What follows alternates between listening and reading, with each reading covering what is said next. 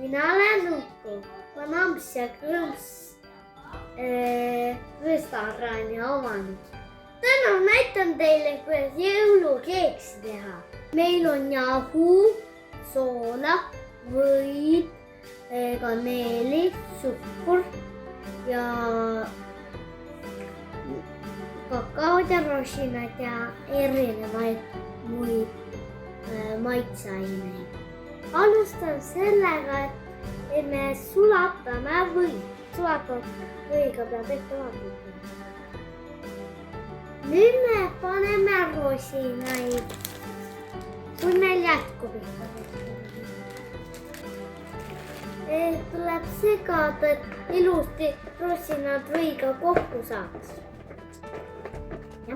Järgmiseks tuleb lisada maitseaineid.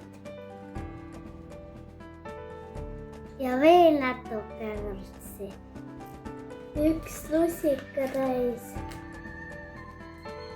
kakao,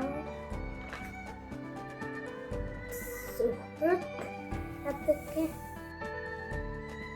tuli ja luhaga. Muna unustasin! Tadaa! See on jahu ja see on sood. Imevett on vaja. Tadaa!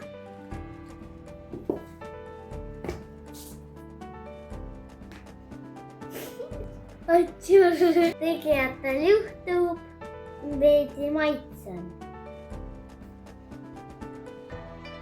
See on hea. See või ikka rohkem rosina ja rohkem pähkleid ja rohkem jõhvikaid panna. Aga meie tegime lihtsalt täna lihtsamalt. Otsi üles koogiform ja tee see võiga kokku. Kookrahta, see on eksimise aeg. Mis siin teed on nukku? Mis siin teed on? Võta näpuga veel ümsi.